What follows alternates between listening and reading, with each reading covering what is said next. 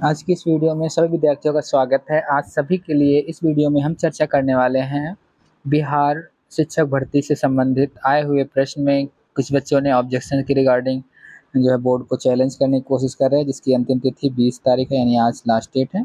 और दूसरा हमारा इस वीडियो बनाने का मुख्य उद्देश्य है कि इन फ्यूचर आपको अगर सपोज करेंगे कि आपको ज़रूरत पड़े कि हाँ जी 23 तारीख में कौन सा पेपर हुआ था, उसके मॉडल पेपर कैसे मिलेंगे, इसलिए हम इस वीडियो को बनाना चाह रहे हैं। तो ये पेपर जो है हम बताना चाहेंगे 24 फरवरी 2024 में हुए पेपर के बारे में है।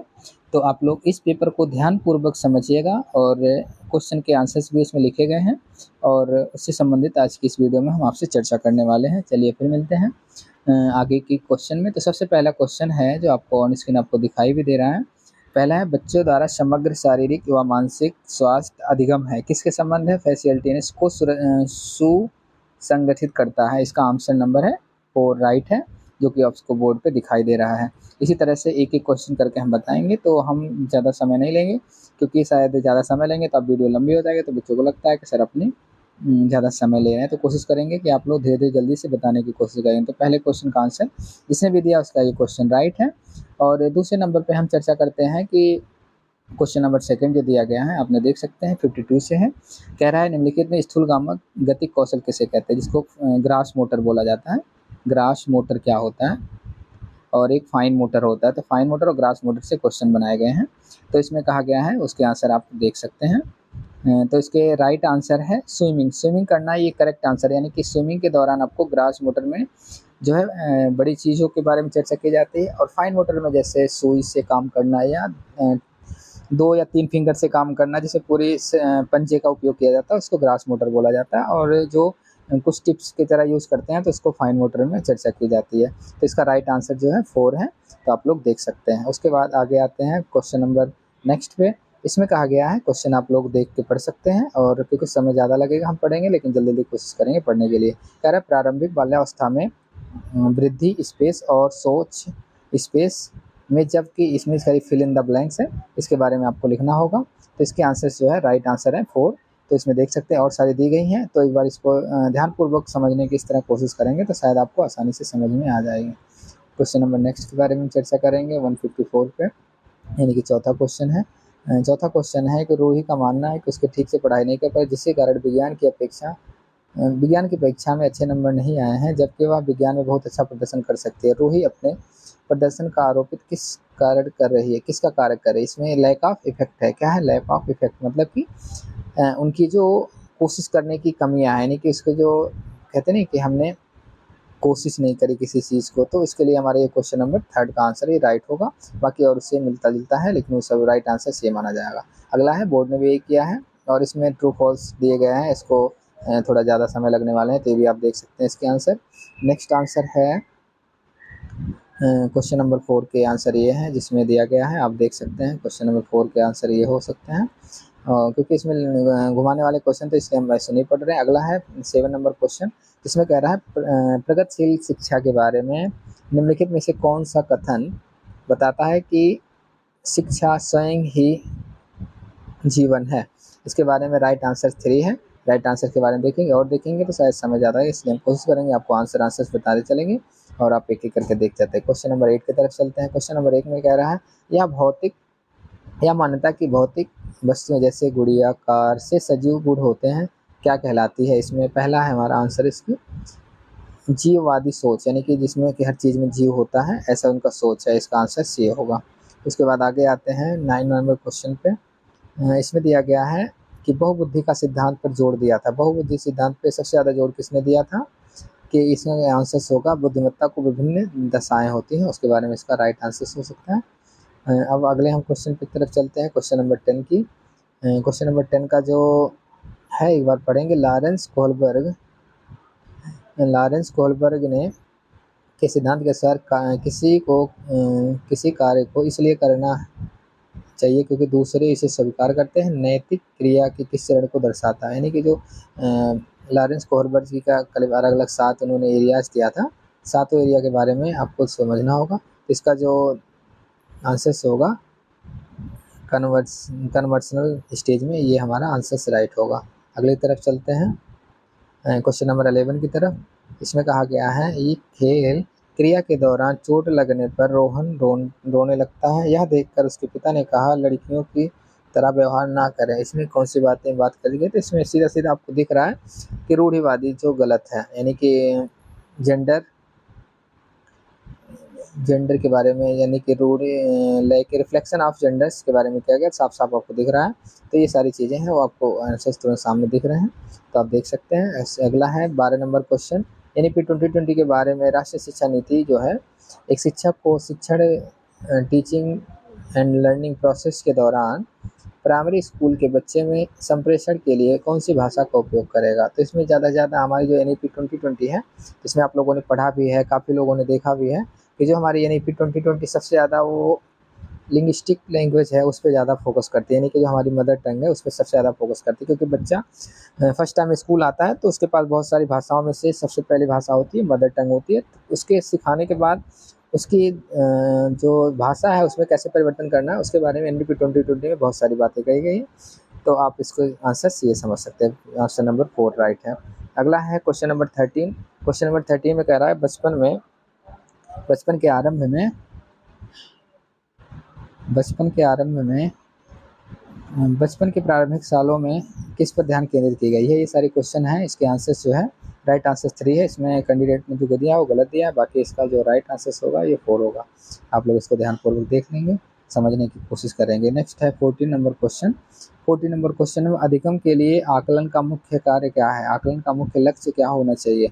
इसमें राइट आंसर है सेकंड। और भी ऑप्शन दिए गए हैं, शायद इसमें आपको समय ना हो इसलिए हम क्वेश्चन और आंसर करा रहे हैं, जिससे आपको फटाफट इसके आसानी से आंसर्स मिल जाए एक एक करके, जिससे आप इन फ्यूचर आपको ज़रूरत पड़े तो आप यूटिलाइज किया सकते हैं। क्वेश्चन नंबर 15 की तरफ हम चलते हैं।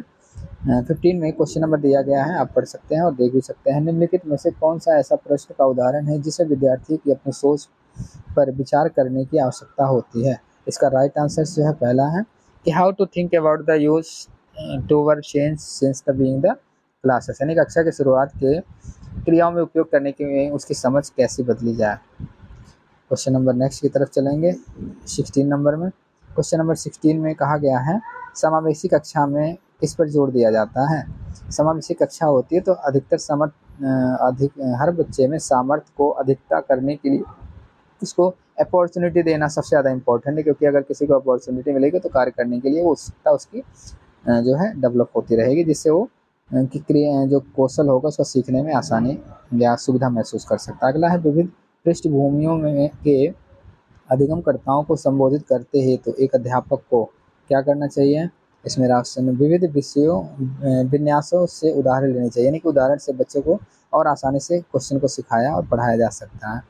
इस तरह से आप क्वेश्चन देख रहे होंगे और इसको लाइक कमेंट और शेयर भी कर दें, जिससे आपके साथ साथ आने वाले समय में सीटेट के एग्ज़ाम के लिए भी बहुत ज़्यादा महत्वपूर्ण है, क्योंकि ऐसे क्वेश्चन आता है तो कई बार हम कंफ्यूज हो जाते हैं, तो हमें इसके लिए प्रैक्टिस करना बहुत ज़्यादा ज़रूरी है। इसमें कहा गया है अगले में कि एक विद्यार्थी जिससे दृष्टिबाधिता है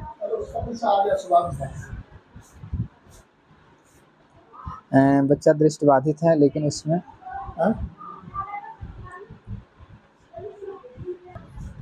तो क्वेश्चन नंबर में देख सकते हैं एक विद्यार्थी जिसे दृढ़ है कि विशिष्ट आवश्यकताओं के लिए एक शिक्षक को क्या करना चाहिए, किस पे फोकस करना चाहिए, उसके लिए क्या इंपॉर्टेंट है? इसमें यूज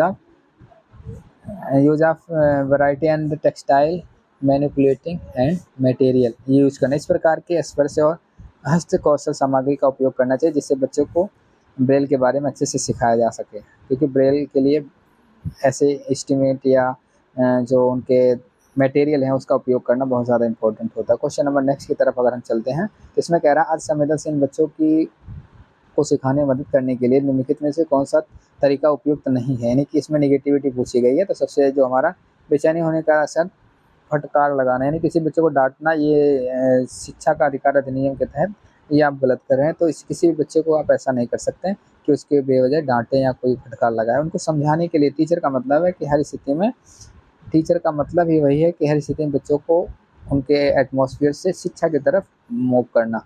अब क्वेश्चन नंबर नेक्स्ट की तरफ चलते हैं। अलग अलग सोच वाले पैटर्न उन बच्चों की पहचान करते हैं जो क्या हो, डिसेबल हो या डिसलेक्सिया हो, डिस्क्रेजिया या साइलेंसिया। तो इसमें जो राइट आंसर होगा वो होगा क्रिएटिविटी, यानी कि जो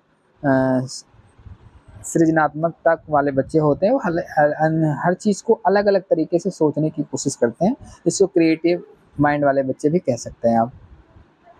और अगला क्वेश्चन नंबर नेक्स्ट है, बच्चों को विभिन्न रंगों वाली चिकनी मिट्टी देखकर कहते हैं कि उनके मन में जो आता है वह बनाए, इसके माध्यम से वो कहना चाहते हैं क्रिएटिविटी। सीधा सीधा इसमें भी देखो क्वेश्चन, पहला क्वेश्चन को इन्होंने बार बार रिपीट किया, अभी लास्ट वाला क्वेश्चन किया, सीधा सृजनात्मकता की बात कही, क्रिएटिविटी की। तो इसको आंसर देखते ही आप बिना और ज़्यादा पढ़ने की जरूरत नहीं, शायद आंसर तुरंत आपको हैंड टू हैंड मिलने की पूरे आंसर से। नेक्स्ट है कि निम्नलिखित में से अधिगम का प्राथमिक लक्ष्य कौन सा होना चाहिए। तो इसमें प्राथमिक लक्ष्य के बारे में क्या है, संलोचना, चिंतन का विकास करना और सारी चीज़ रटने पे है, रटना अलाउ नहीं करता है, प्रतिस्पर्धा ये मना किया जाता है, सबसे ज़्यादा चिंतन पर विकास करना, जिससे कैसे डेवलप किया जा सकता है, क्रियोसिटी कैसे डेवलप की जाती है उसके बारे में ज़्यादा इंपॉर्टेंस होता है, वो ज़्यादा इंपॉर्टेंट है, इसलिए उसका राइट आंसर ये है। क्वेश्चन नंबर हम 23 की तरफ चलते हैं। 23 के नंबर में क्वेश्चन कह रहा है, बच्चे सबसे प्रभावी ढंग से तब सीखते हैं यदि कोई अवधारणा, यानी कि वो कब सीख लेंगे, यानी कि सरल से विशिष्ट की ओर हो, यानी कि जो हमारे प्रिंसिपल टीचिंग प्रिंसिपल है वो फॉलो होगी, बाकी और सब चीज़ें उतनी इंपॉर्टेंट नहीं है जितना क्वेश्चन नंबर जो है थर्ड का आंसर राइट है। तो अगली तरफ चलते हैं, क्वेश्चन नंबर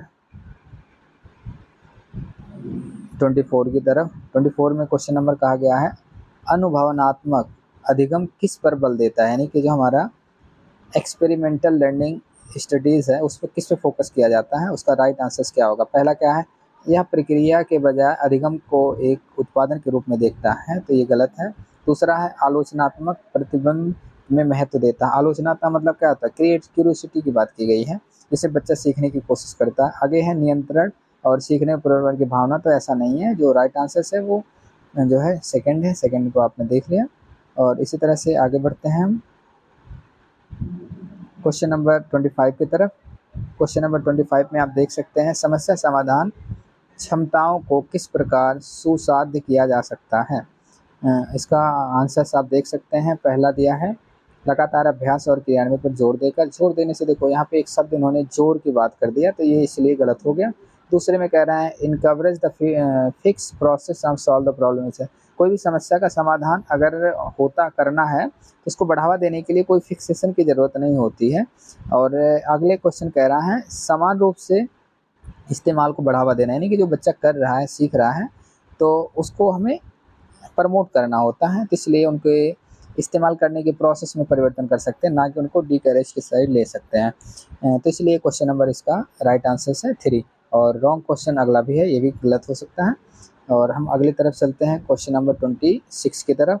26 में कहा गया है, आप देख सकते हैं, अधिगम के लिए निम्न में कौन सी धारणा उपयुक्त है, यानी कि कौन सी धारणा उपयुक्त है। तो इसके लिए हमें सारे क्वेश्चंस को पढ़नी होती है, उसके बाद जो आपको उत्तम लगे उस पर आप फोकस करोगे। सबसे पहला है योग्यता सुधारी है, इनका इसका आंसर ये है।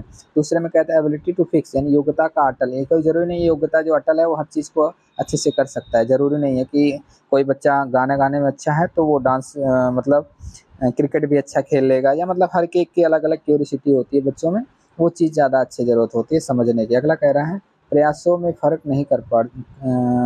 फ़र्क नहीं पड़ता है, ये भी गलत हो गया। असफल पर नियंत्रण, ये सारी चीज़ें नहीं है, जो राइट आंसर से पहला है। अगला क्वेश्चन हम आगे तरफ आते हैं 27 की तरफ। 27 की तरफ में क्वेश्चन में कह रहा है निम्नलिखित कौन सी परिपाटी विद्यार्थी के संकल्पनात्मक समझ को बढ़ोतरी करने में सहायता करती है, यानी कि जो हमारा इंग्लिश एक बार पढ़ते हैं, conceptual understanding the amount student will like to the improve the setting will the इम्पेंसिंग।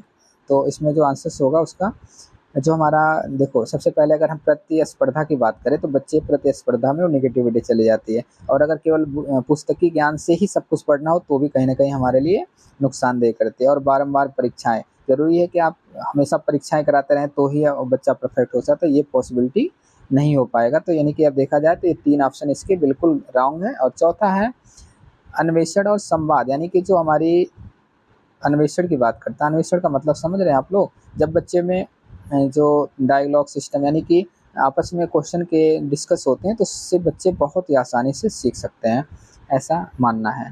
आगे क्वेश्चन आता है निम्नलिखित में से कौन सा भाव नहीं है। भाव का मतलब होता है कि फॉलो द इमोशनल, आप कौन सा इमोशनल नहीं है। इसमें मेमोरी कोई इमोशनल होती है क्या? आप लोगों को शायद आवाज़ आ रही है। मेमोरी का मतलब क्या हुआ? एक सेकंड, ये बार बार, हाँ, क्वेश्चन पे एक बार फोकस करेंगे। कौन सा भाव नहीं है। भाव का मतलब होता है कि आपके जो सोचने समझने की क्षमता के बारे में चर्चा किया। फियर्स, लव, एंग्री और मेमोरी। तो मेमोरी पे इन्होंने राइट आंसर्स दिया है, तो मेमोरी के बारे में आप सही आंसर्स पे जा सकते हैं। अब आगे बढ़ते हैं नेक्स्ट क्वेश्चन की तरफ। नेक्स्ट क्वेश्चन में दिया गया है अधिगम को अभिप्रेरणा को किस प्रकार कायम रखा जा सकता है। यानी कि motivation to learn can be suitable by, यानी कि जो हम किसी बच्चे को मोटिवेट कब कर सकते हैं, किस तरह से कर सकते हैं। उसके लिए पहला, बच्चों को दंड दे करके। तो क्या अगर हाँ आप दंड दोगे किसी को तो उससे वो सीखेगा? बिल्कुल नहीं सीखेगा। दूसरा ऑप्शन है फोकसिंग ऑन द मेटेरियस स्टैंडिंग गोल, यानी कि हिंदी थोड़ा सा ऐसा टिपिकल हो रहा। तो ये हमारा जो है सेकंड ऑप्शन इज राइट, बाकी सभी क्वेश्चन रॉन्ग है। यंत्रवत, यानी कि कोई आप मेमोराइज करने के किसी चीज़ को बच्चे को सिखाना थोड़ा सा कठिन होता है और शायद ये अच्छा भी नहीं है NEP 2020 के हिसाब से। क्वेश्चन नंबर हम 30 की तरफ चलते हैं, और ये हमारा आज के क्वेश्चन नंबर 30 करके हम इसको बनाने की कोशिश करेंगे, जिसकी वजह से आपको एक एक जो चैप्टर होगा वो आप जो है समझ सकते हैं। चलिए आगे से समझेंगे। क्वेश्चन नंबर 80 की तरफ, 80 लिखा हुआ है लेकिन सीरियल नंबर के हिसाब से बात करेंगे तो 30 नंबर क्वेश्चन है। तो इसमें कह रहा है अधिगम का संरचनात्मक विकास पर सुझाव देता है कि ज्ञान की संरचना में, यानी कि जो हमारा ज्ञान है उसमें किस प्रकार से मदद मिल सकती है। तो इसमें पहले बच्चों के लिए कह रहा है कि बच्चों की कोई भूमिका नहीं होती, बिल्कुल गलत। कह रहे बच्चे पूर्ण रूप से वयस्कों पर निर्भर होते हैं, ये भी गलत है। आगे कह रहा है बच्चे सक्रिय भूमिका निभाते हैं, ये बिल्कुल पॉइंट सही है, क्योंकि जब बच्चा सक्रिय रूप से इन्वॉल्व होगा तभी तो खेलेगा, नहीं तो क्यों खेलेगा? वो तो बिल्कुल नहीं खेलेगा, कोई मतलब नहीं है। क्वेश्चन नंबर 3 राइट है, 4 नंबर गलत है। इसमें कह रहा है पुस्तक पर निर्भर करते हैं, तो जरूरी नहीं है कि बच्चे हर चीज़ पुस्तक पे ही जो है फोकस करें। तो इसका राइट आंसर है 3। तो आज की इस वीडियो में हमने आपको बताया कि जो हमारा पेपर नंबर बिहार शिक्षक भर्ती के साइकोलॉजी का पार्ट था उसको हमने कवर करने की कोशिश किया। मुझे आशा है कि आपके 30 मार्क्स में से आपने अच्छे से देखा किसको कितने नंबर मिले हैं। बाकी आगे की वीडियो में हम आगे नई वीडियो में अपडेट करेंगे। आज के लिए इतना ही, बहुत मिलते हैं फिर नए नए। कोई देखिएगा, समझिएगा और एक दूसरे के साथ शेयर जरूर करें।